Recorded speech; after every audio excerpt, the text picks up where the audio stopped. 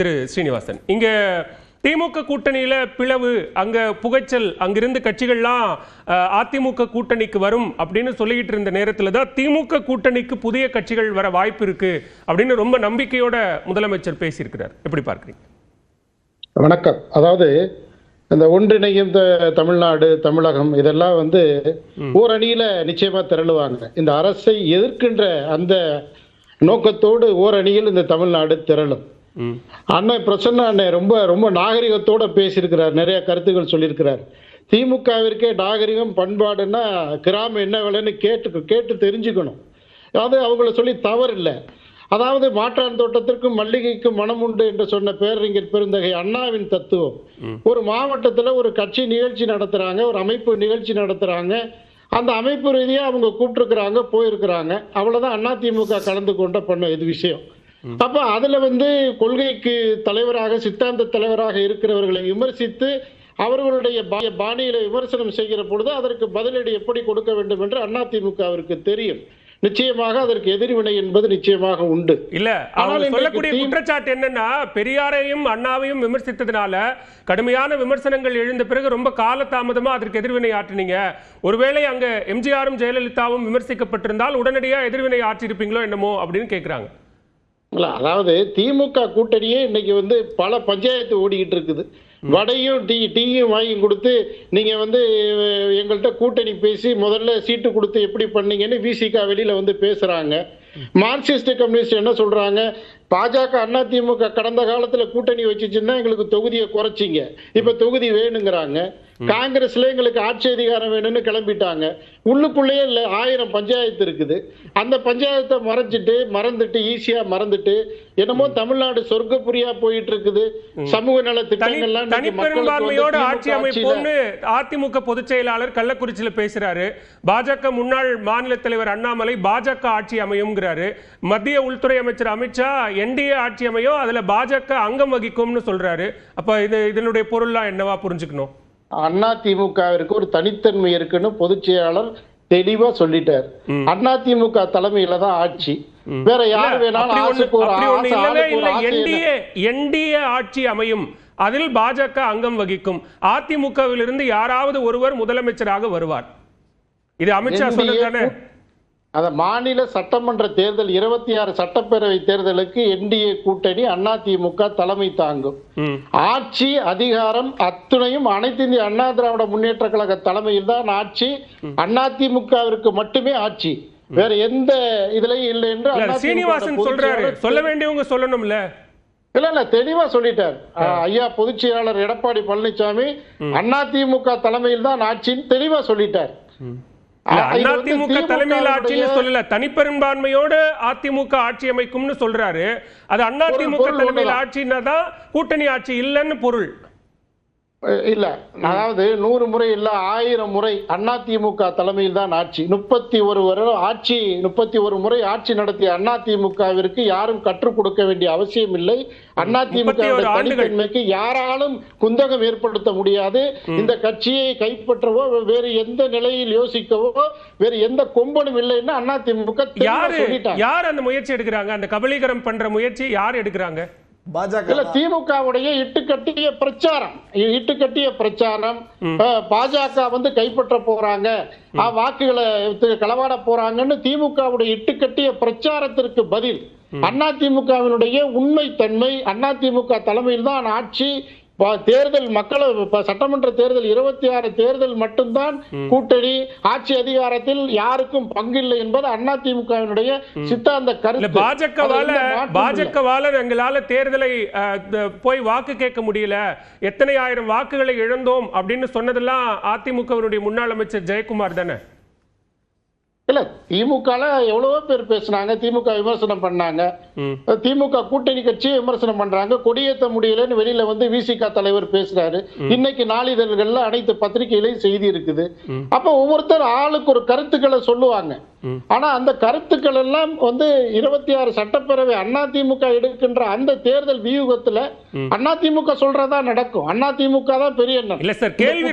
கேள்வி ரொம்ப எளிமையானது ஸ்ரீனிவாசன். மெகா கூட்டணி அமைப்போம், பிரம்மாண்ட கூட்டணி அமைப்போம் அப்படின்னு சொன்ன இடத்துல அதிமுக பாஜகவை தவிர இதுவரை இன்னும் யாரும் கூட்டணிக்கு வராத சூழல்ல ஏற்கனவே உறுதியா இருக்கிற திமுக கூட்டணியில எங்க கூட்டணிக்கு மேலும் கட்சிகள் வரும்னு முதலமைச்சர் உறுதியா சொல்றது என்பது உங்களுடைய நம்பிக்கையை கேள்விக்குள்ளாக்குவதாக இல்லையா? அது அவர் அரசியலுக்காக சொல்றாரு. இருக்கிற கூட்டணி கட்சிகளால ஏகப்பட்ட தலைவலி, இவன் வெளியில வந்து பேச ஆரம்பிச்சுட்டாங்க, இந்த அரசை எதிர்த்து மக்களும் எதிர்க்கிறாங்க, கூட்டணி கட்சி தலைவர்களும் சொல்ல முடியாம தவிக்கிறாங்க. அப்ப அவர் வந்து சொல்றாரு, அவருடைய முதலமைச்சருடைய அதீத கற்பனையில் தான் நாங்க பாக்குறோம். இதுல வந்து திமுக இருக்கிற கூட்டணியை தக்க வச்சுக்கிறதுக்கே இன்னைக்கு பெரிய போராட்டம் நடந்துகிட்டு இருக்கு உள்ள. அதுல வந்து இன்னொரு கட்சி வந்து சேரும் அப்படின்றது முதலமைச்சருடைய அரசியல் கற்பனை. ஆனா உண்மை அதுவல்ல. அன்றைக்கு அதிமுக 10 மாத காலம் அவகாசம் இருக்கிறது. அதிமுகவை அரசியல் கட்சிகள் உற்று நோக்குகிறது. ஏதாவது ஒரு சூழல் வருகிற பொழுது நிச்சயமாக யார் வருவாங்கங்கறீங்க? அந்த உற்று நோக்கக்கூடிய கட்சிகள் நிச்சயமா வருவாங்க. இல்ல உற்று நோக்கக்கூடிய கட்சிகள்ல யாரு அதிமுகவுக்கு வருவாங்கங்கறீங்க? அதிமுகவினுடைய முன்னாள் அமைச்சர்களோ பாஜகவினுடைய தலைவர்கள்ல திரு அமித்ஷா தொடங்கி தமிழ்நாட்டில் இருக்கிற எல்லா தலைவர்களும் விஜய்க்கு அழைப்பு விடுக்கிறாங்க. அவங்க நாங்க தனித்து நின்று விஜய் தான் முதலமைச்சர் வேட்பாளர்னு சொல்றாங்க. அவருக்கு அழைப்பு விடுக்குது. அப்ப யார் உற்று நோக்கிறார்கள், யார் வருவார்கள்? இல்ல நிச்சயமா வருவாங்க. கால அவகாசம் இருக்குது. இல்ல யாருன்னு கேக்குறேன். இல்ல வருவாங்க. அது பேச்சுவார்த்தை நடந்துகிட்டு இருக்கிறப்ப அதை எப்படி வெளியிட முடியும்? தலைமை வந்து அதிமுக தலைமை வெளியில சொல்லலையே. பேச்சுவார்த்தை நடந்துட்டு இருக்குது. அந்த பேச்சுவார்த்தையில எந்த கட்சிகள் வேண்டுமானாலும் வரலாம். ஒரு அதிசயம் அற்புதம் நடக்கலாம். திமுகவை சார்ந்தே கட்சிகள் இருக்கும். திமுக மறுபடியும் ஆட்சி கட்டில ஏறி யாரும் நம்பல. திமுகவுடைய மாயை தான் இது. அதாவது இதுல ஒரு முரண் வருது திரு சீனிவாசன். நீங்க வந்து தொண்டர் பலம் கொண்ட கட்சி, நீங்க வந்து பலம் வாய்ந்த கட்சி, தனித்து போட்டியிட்டு வெற்றி பெறக்கூடிய கட்சி, 31 ஆண்டு காலம் ஆட்சியில் இருந்த கட்சி அப்படின்லாம் சொல்லிட்டு ஒரு அதிசயம் நடக்கலாம், அற்புதம் நடக்கலாம் அப்படின்னு சொன்னா அது ஒரு மாதிரி முரண்பாடா இல்லையா? இல்ல, கூட்டணி கட்சிகள் இன்னைக்கு வந்து வெளியில இருக்கிற கட்சிகள், திமுகவோட சேர்ந்து இருக்கிற கட்சிகள் கூட யோசிக்கிறதுக்கான வாய்ப்பு இருக்கு, காலம் இருக்குது இல்லையா? அதனால நிச்சயமா அதிமுகவை நோக்கி வருவாங்க. அதனால திமுகவுடைய வெற்றி வாய்ப்பு களத்துல என்ன நிலவரம் இருக்குங்கிறத அங்க இருக்கிறவங்களை யோசிக்க ஆரம்பிச்சிருக்கிறாங்க. அதனால இந்த கால அவகாசத்தில் என்ன வேணாலும் நடக்கலாம். அதை நோக்கி அதிமுக பயணம் பண்ணிட்டு இருக்குது. அதனால அதிமுகவுக்கு வந்து குந்தகம் ஏற்படுத்துற நோக்கத்தில் திமுக தான் இன்றைக்கு இட்டுக்கட்டிய கற்பனையை பரப்புது. அதிமுக திமுக பரப்புற கற்பனைக்கு பிரசன்னா பதில் சொல்லட்டும். ஆனா அதிமுகவினுடைய நம்பிக்கை என்னவா இருக்குன்னா, வெற்றிக்கு அதிமுக பாஜக கூட்டணி போதுமானதாக இல்லை, இன்னும் பல கட்சிகள் வரணும் அப்படிங்கிற நிலையில அதிமுக இருக்கு அப்படின்னு நான் புரிஞ்சுக்கிறேன். இல்ல சார், அதிமுகவினுடைய பலம் என்ன அப்படின்றது அதிமுக தெரியும், அதிமுகவுக்கு தெரியும், தொண்டர்களுக்கு தெரியும், தமிழக மக்களுக்கு தெரியும். ஏன்னா அதிமுக எடப்பாடியாருடைய ஆட்சி நடந்தப்ப மக்கள் நல திட்டங்கள், சமூக நல திட்டங்கள் எவ்வளவு நடந்திருக்குங்கிறது மக்களுக்கு பேசுவோம். சீனிவாசன், நான் வரேன். சுவாமிநாதன், இங்க பாஜக இருப்பதன் காரணமாகவே, பாஜகவுடன் கூட்டணி வைத்ததன் காரணமாகவே அதிமுகவை கபலீகரம் செய்து விடுவார்கள்ங்கிற ஒரு பரப்புரையை திமுக செய்து அதற்கான பதிலாகத்தான் திரு எடப்பாடி பழனிசாமி சொன்னாரு, நீங்க இதுவரைக்கும் பார்க்கிற பழனிசாமி வேற, இனிமேல் பார்க்க போற பழனிசாமி வேறையா இருப்பாரு அப்படின்லாம் பேசினது அதனாலதான் அப்படின்னு சொல்றாரு. இல்ல, நிச்சயமா அவர் வந்து பாஜகவை நோக்கி எடப்பாடி பழனிசாமி அவர்கள் அப்படி சொல்லல. திமுக கூட்டணி தொடர்ச்சியா இவர் மேல வைக்கக்கூடிய விமர்சனம் அது. இந்த பாஜக எதிர்ப்புங்கிற புள்ளியில மட்டும்தான் திமுக இன்னைக்கு வரையும் களமாடிட்டு இருக்காங்க. ஏன்னா அது அவங்களுக்கு வந்து ஒரு சக்சஸ்ஃபுல் ஃபார்முலா, ஒரு வெற்றி பெற்ற ஒரு வியூகம். நம்ம பாக்குறோம் 2019 பாராளுமன்ற தேர்தல், 2021 சட்டமன்ற தேர்தல், 2024 நாடாளுமன்ற தேர்தல் தொடர்ச்சியா பாஜக எதிர்ப்பு. அதனால ஒரு அணி கட்டமைச்சிருக்காங்க. அங்க இருக்கக்கூடிய இடதுசாரிகளுக்கு பல்வேறு விமர்சனங்கள் இருக்கு.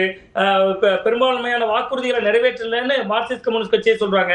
இதை விட உச்சமா முன்னாள் மாநில செயலாளர் எமர்ஜென்சி வந்துருச்சா தமிழ்நாட்டுல, அறிவிக்கப்படாத எமர்ஜென்சியான்னு கேட்டாரு. இதே மாதிரி சிபிஐ விமர்சிக்கிறாங்க, விசிக தொடர்ச்சியா விமர்சனம் பண்றாங்க. ஆனா எல்லாத்தையும் எது தாக்கி பிடிச்சு நிக்கிற ஒரு வேற இருக்குன்னா ஓரணியில் தமிழ்நாடு. அதுதான் பாஜக எதிர்ப்பு அப்படிங்கக்கூடிய அந்த ஓரணியா மக்களை திரட்டணும். அப்ப இந்த கட்சிகளுக்கு ஒரு வழி இல்ல. அண்ணா திராவிட முன்னேற்ற கழகம் பாஜகவை இறுக பிடிச்சிருக்கிறதுனால ஒரு வலதுசாரி அமைப்புகளோடு ஒரு இடதுசாரி இயக்கம் வந்துட முடியாது. பாஜகவும் பாமகவும் இருக்கு. நீங்க வேற வழி இல்ல அப்படின்னு சொல்றது அவங்கள ரொம்ப குறைச்சு மதிப்பிடுற மாதிரி இல்லையா? நீங்க எப்படி பொதுவெளியில வந்து விமர்சனங்களை ஆட்சிக்கு எதிராகவும் கூட்டணி தலைமைக்கு எதிராகவும் விமர்சனங்களை வைக்கிறாங்களோ அந்த அளவுக்கு அவர்களுக்கான ஒரு கட்சிக்கான உரிமை என்பதும் இருக்கு இல்லையா? சோ அப்ப வேற வழி இல்ல அப்படின்னு சொல்றது சரியா இருக்குமா? இல்ல நிச்சயமா, அதாவது வந்து வேற வழி இல்ல அப்படிங்கிறது. அதிமுக அணி பக்கம் இன்னைக்கு போக முடியாது. இன்னொரு பக்கம் விஜய் இருக்கார். நமக்கு இன்னொரு சாய்ஸ்னா சீமானுக்கு வந்து யாரு கூடயும் போய் நிக்கிறது இல்ல, அவர் தனித்து தான் நிக்கிறார். இன்னொரு சாய்ஸா விஜய் இருக்காரு. விஜய் ஆட்சியில் பங்கு அதிகாரத்தில் பங்குன்னு கூப்பிடுறாரு, அவர் பல காலமா கூப்பிடுறாரு. பட் இங்க உள்ள திமுகவோடு இன்னைக்கு இருக்கக்கூடிய மார்க்சிஸ்ட் கம்யூனிஸ்ட் எல்லாம், அந்த கம்யூனிஸ்ட் அமைப்புகள்லாம் 2014 காலகட்டத்துல காங்கிரஸோடு